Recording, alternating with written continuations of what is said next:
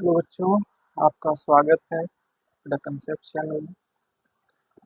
तो आज हम लोग एक नया टॉपिक शुरू करने वाले हैं। उस टॉपिक का नाम है ऑप्टिक्स। ऑप्टिक्स यानी कि प्रकाशिकी। तो प्रकाशिकी कहते किसे? तो प्रकाशिकी के बारे में कहा गया है कि यह फिजिक्स का एक ब्रांच है, भौतिकी का एक ब्रांच है, एक शाखा है, जिसमें हम लोग प्रकाश के गुणों का अध्ययन करते हैं। तो प्रकाशिकी क्या है? तो प्रकाशिकी विज्ञान की वह शाखा है जिसमें हम प्रकाश के गुणों का अध्ययन करते हैं या फिर प्रकाश से संबंधित सभी घटनाओं का अध्ययन करते हैं। प्रकाशिकी कहलाता है। तो जब हम लोग प्रकाशिकी की बात कर रहे हैं तो यहाँ से सवाल उठता है कि प्रकाश है क्या? What is light? तो जब लाइट के बारे में हम लोग चर्चा करते हैं तो लाइट क्या है? तो लाइट एक प्रकार का विद्युत चुंबकीय विकिरण, इलेक्ट्रोमैग्नेटिक रेडिएशन। और विद्युत चुंबकीय विकिरण का एक छोटा सा भाग है जो कि हमें दिखाई देता है और साथ ही यह अन्य वस्तुओं को देखने में भी यह हमारी सहायता करता है। तो प्रकाश है क्या? तो प्रकाश विद्युत चुंबकीय विकिरण का एक छोटा सा भाग है जो कि हमें वस्तुओं को देखने में सहायता करता है। यदि हम लोग विद्युत चुंबकीय विकिरण की बात करें तो इसकी कुल संख्या 7 होती है, जिसमें नंबर 1 पे आती है रेडियो तरंग या रेडियो विकिरण, दूसरे पे आता है माइक्रोवेव जिसको हम लोग सूक्ष्म तरंग कहते हैं या सूक्ष्म विकिरण, तीसरे पे आती है इंफ्रारेड रेडिएशन जिसको कि हम लोग अवरक्त विकिरण कहते हैं या अवरक्त तरंग के नाम से भी जानते हैं। चौथे नंबर पे जो आता है वह होता है दृश्य प्रकाश। दृश्य प्रकाश तो विद्युत चुंबकीय विकिरण का यही वो अंश है जिसको कि हम लोग अपने नग्न आंखों से देख पाते हैं। अन्यथा ये जितने भी रेडियो तरंग है, सूक्ष्म तरंग है, अवरक्त तरंग है या फिर इसके जो नीचे आएंगे, जैसे 5वें नंबर पे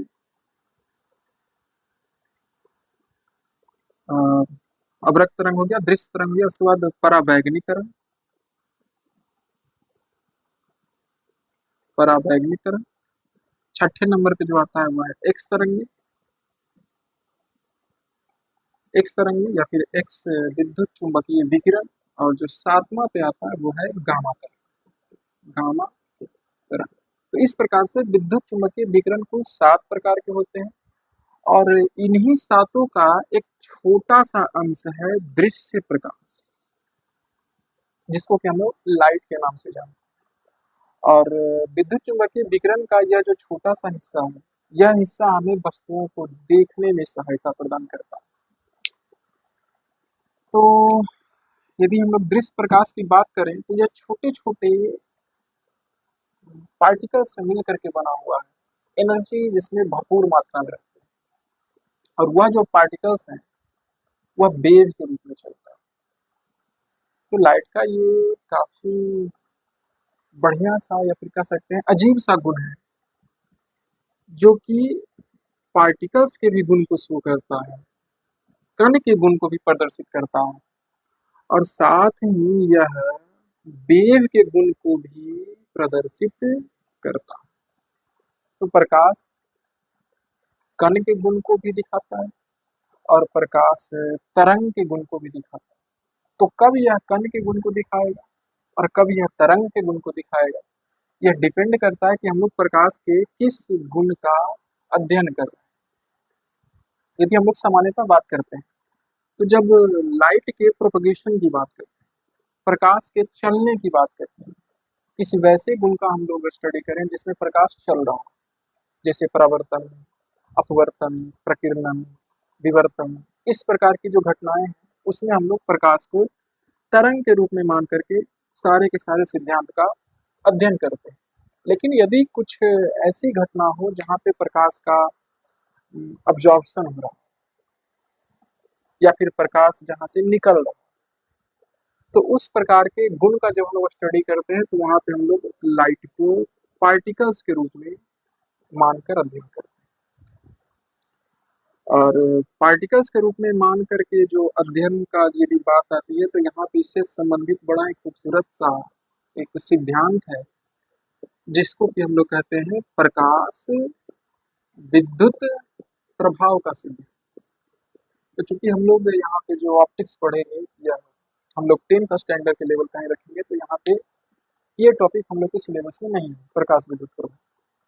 लेकिन जान लीजिए कि प्रकाश विद्युत प्रभाव का जब हम लोग स्टडी करते हैं तो लाइट को पार्टिकल्स के रूप में माना जाता है और इस पार्टिकल्स का एक नाम है जिसको कि हम लोग कहते हैं फोटोन।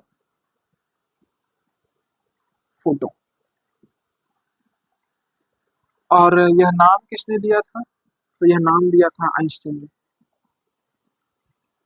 आइंस्टाइन आइंस्टीन ने दिया। तो लाइट के बारे में कहा जाता है कि लाइट कण के गुण को भी दिखाता है और तरंग के गुण को भी दिखाता है। कब कण का गुण दिखाएगा, कब तरंग का गुण दिखाएगा, यह डिपेंड करता है कि हम लोग लाइट के किस प्रकार के गुण का अध्ययन करें।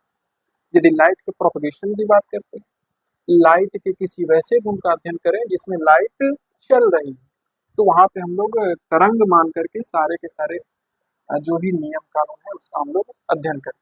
और यदि लाइट कहीं किसी पिंड के अंदर एब्जॉर्ब हो रहा हो या फिर लाइट किसी पिंड से इमिट हो रहा हो, बाहर की ओर निकल रहा हो, किसी ऐसे गुण का अध्ययन करना है तो वहां पे हम लोग पार्टिकल्स के रूप में अध्ययन करते हैं। तो जब प्रकाश को पार्टिकल्स के रूप में डिफाइन करते हैं तो कहा जाता है कि प्रकाश कण के मतलब छोटे छोटे एनर्जी के पैकेट्स के रूप में चलते हैं और उन एनर्जी पैकेट्स को हम लोग कहते हैं फोटोन्स। यानी कि लाइट फोटोन से मिलकर के बना हुआ है। जैसे हम लोग कलम की बात करते हैं तो ये कलम किससे मिलकर बना हुआ है? तो ये पेन जो है एटम से मिलकर बना हुआ है।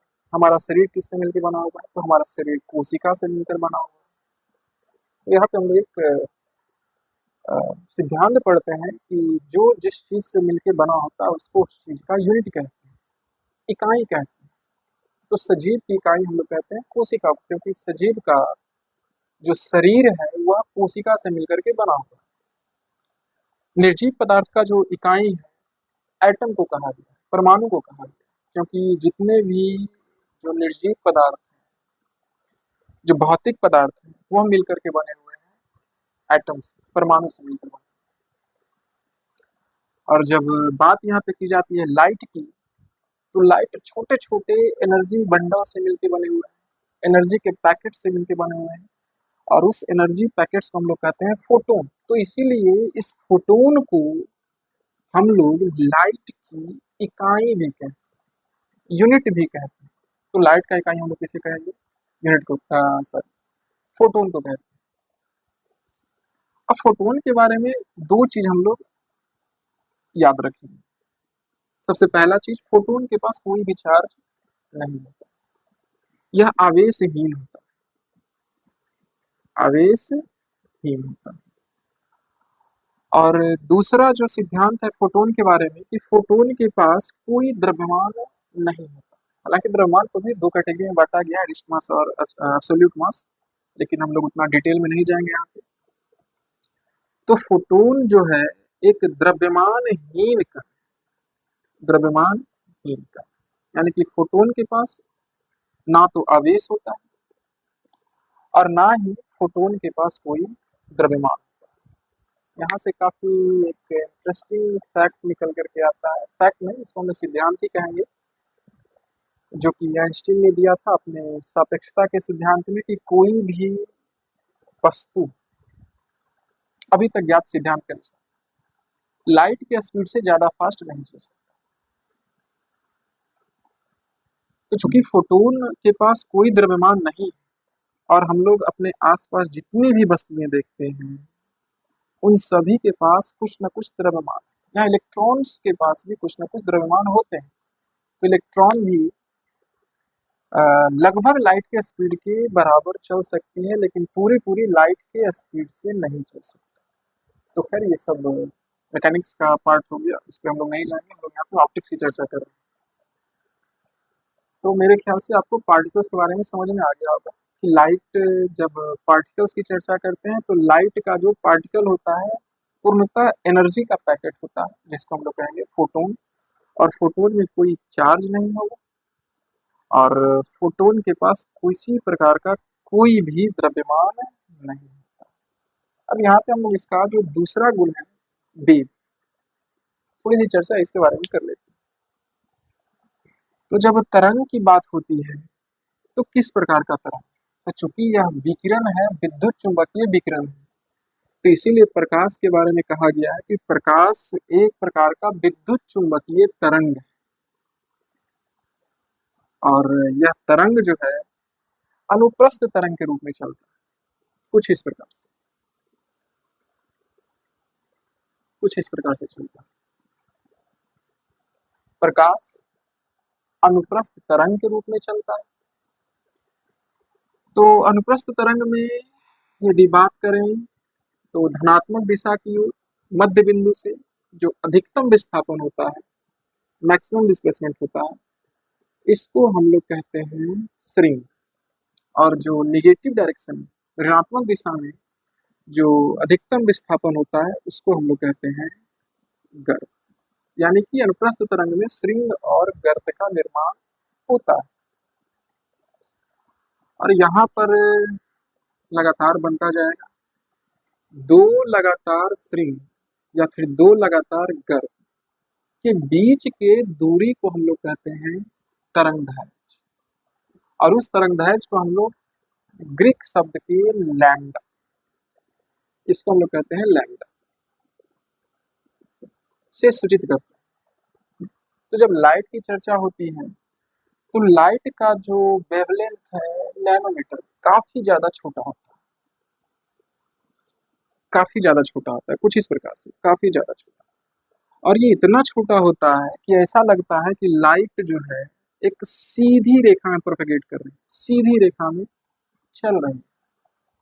तो यहाँ से हमें एक और सिद्धांत मिलता है कि प्रकाश अनुप्रस्थ तरंग के रूप में चलती है, लेकिन इसका तरंग दैर्ध्य काफी ज्यादा छोटा होता है, जिसके कारण हमें यह सीधी रेखा में चलती हुई प्रतीत होती है।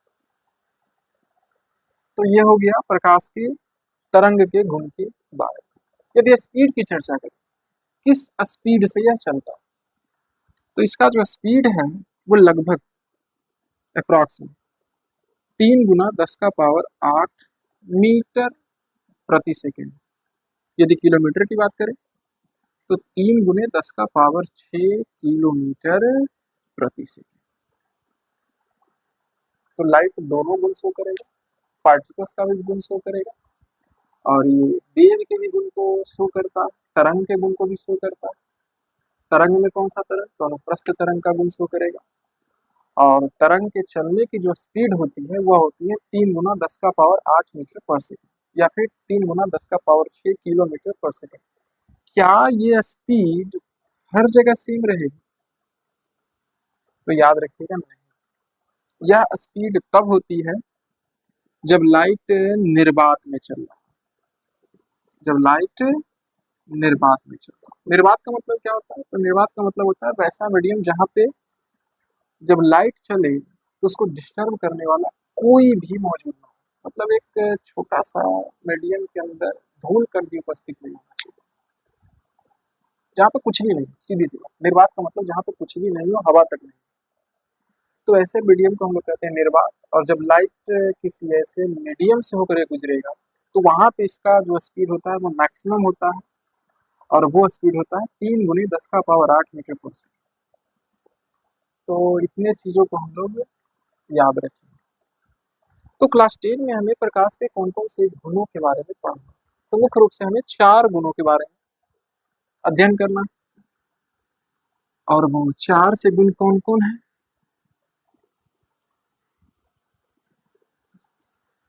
तो नंबर 1 पे आता है परावर्तन, नंबर 2 पे आता है अपवर्तन, नंबर 3 पे आता है वर्ण विक्षेपण, वर्ण विक्षेपण। और नंबर 4 पर आता है प्रकीर्ण, प्रकीर्ण।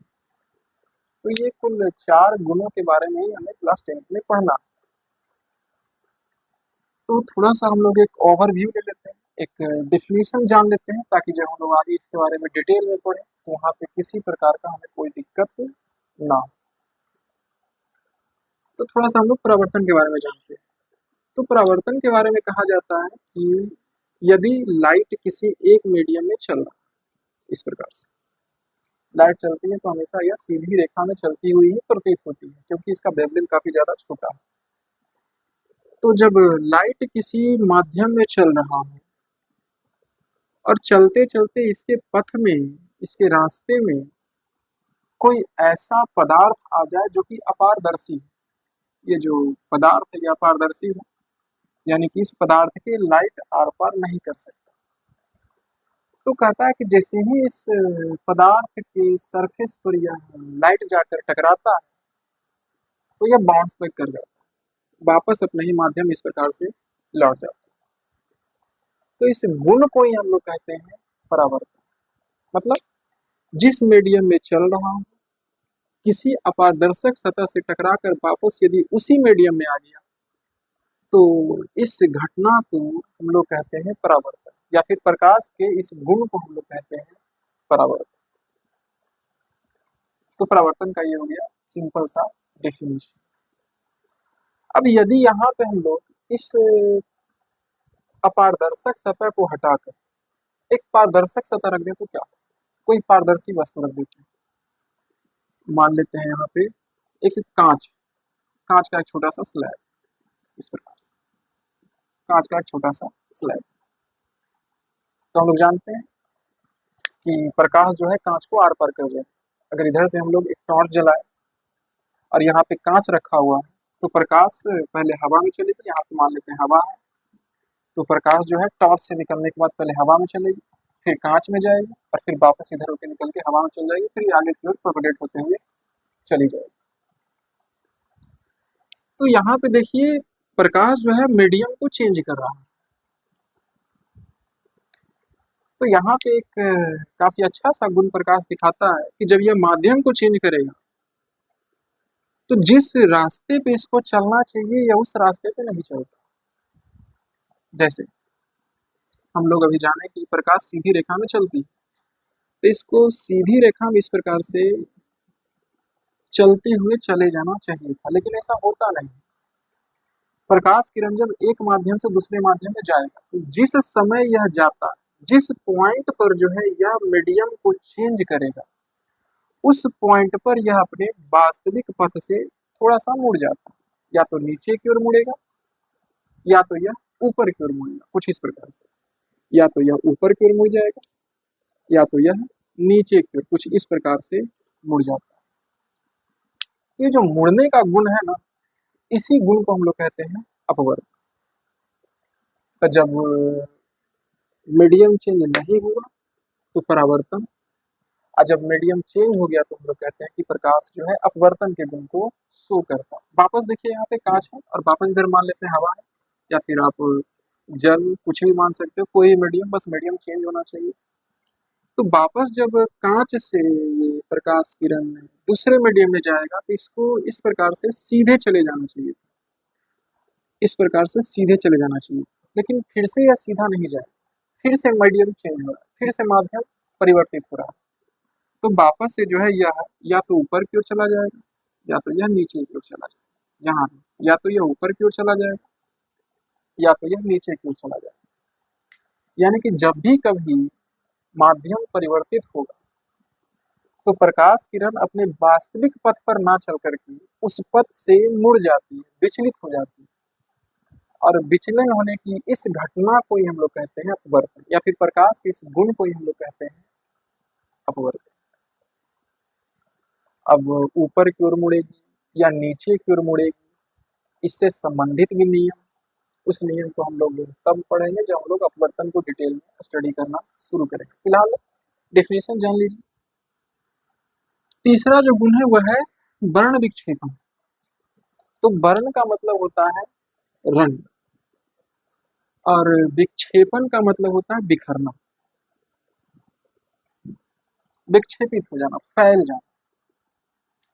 तो वर्ण विक्षेपण करवाने के लिए हम लोग को प्रिज्म की सहायता लेना पड़ेगा। ये देखिए इस प्रकार से प्रिज्म, प्रिज्म ट्रेंगुलर शेप में होता है, पूर्णतः कांच का बना होता है, ताकि जब लाइट को इधर से जब हम लोग भेजें तो यह जो है इस ट्रेंगुलर शेप के आर पार चला जाए, मतलब पारदर्शी होना चाहिए।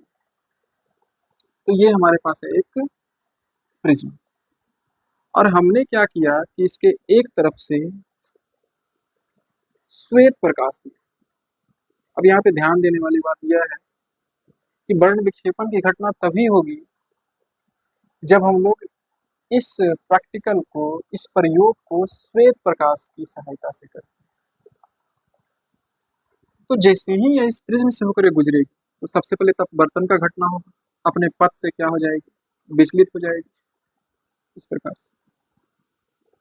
और जब यह वापस बाहर की ओर निकलती है तो 7 अलग अलग रंगों में बटी हुई होती है। सबसे नीचे हमें दिखाई देता है वो रंग बैगनी होता है, जो सबसे ऊपर होता है वो होता है रंग लाल। तो जब श्वेत प्रकाश किरण किसी प्रिज्म से होकर गुजरता है तो प्रिज्म से बाहर निकलने पर यह 7 अलग अलग रंगों में बट जाता है। तो प्रकाश के इस गुण को, यानी कि 7 अलग अलग रंगों में बटने का जो गुण है, इसी गुण को हम लोग कहते हैं क्या, वर्ण। और इस वर्ण विक्षेपण का बड़ा ही खूबसूरत सा एग्जाम्पल हमें देखने को मिलता है रेनबो के रूप में, जो कि हमें बरसात के रूप में आसमान में 7 रंगों का एक धनुष के रूप में संरचना दिखाई देता है।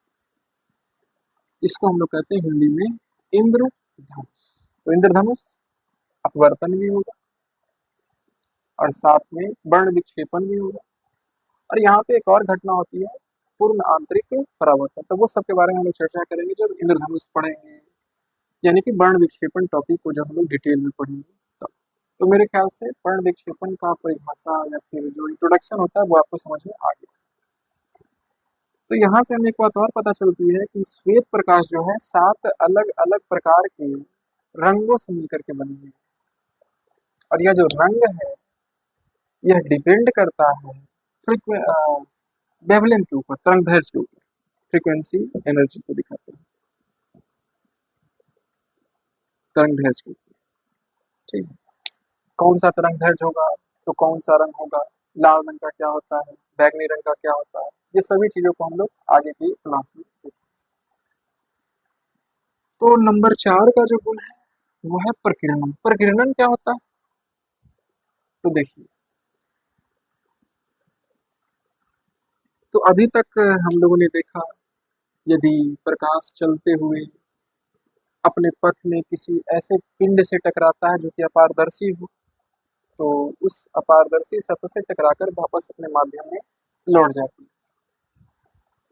अब क्या हो यदि उसके रास्ते में आने वाले पदार्थ का साइज बहुत ज्यादा छोटा, इतना ज्यादा छोटा हो कि प्रकाश के वेवलेंथ से भी छोटा हो, मतलब प्रकाश इतना बड़ा,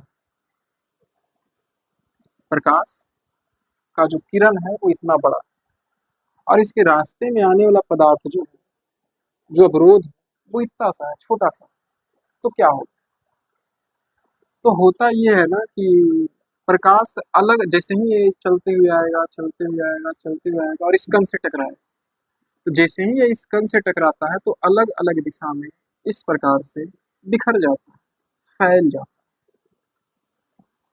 ये इस प्रकार से।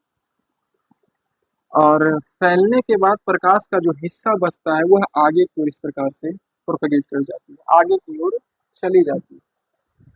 तो इस गुण को हम लोग कहते हैं प्रकीर्णन, यानी कि प्रकाश किरण जब अपने पथ पे चल रहा हो और उसके पथ पे कोई ऐसा पदार्थ आ जाए, ये पदार्थ होना चाहिए अपारदर्शी, यानी कि जिससे प्रकाश आर पार नहीं करे, जैसे धूल कण हो सकता है। तो जब प्रकाश के रास्ते में कोई ऐसा अवरोध आ जाए जिस अवरोध का आकार प्रकाश के तरंग दैर्ध्य से छोटा, तो कहता है कि प्रकाश उस पिंड से टकरा करके विभिन्न दिशाओं में इस प्रकार से बिखर जाता है।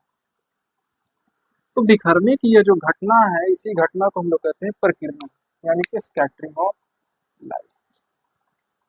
तो हमारा जो एम है, हमारा जो लक्ष्य होगा कि परावर्तन को, अपवर्तन को, वर्ण विक्षेपण को और प्रकीर्णन को पूरे डिटेल में स्टडी करना, दैनिक जीवन में इन सभी का क्या उपयोग है उसके बारे में पढ़ना, एग्जाम में किस प्रकार के सवाल इनसे आते हैं थोड़ी सी उसके बारे में हम चर्चा करेंगे। तो इन सभी चीज़ों के लिए आप लोग हमसे जुड़े रहिए, पढ़ाई करते रहिए। बेस्ट।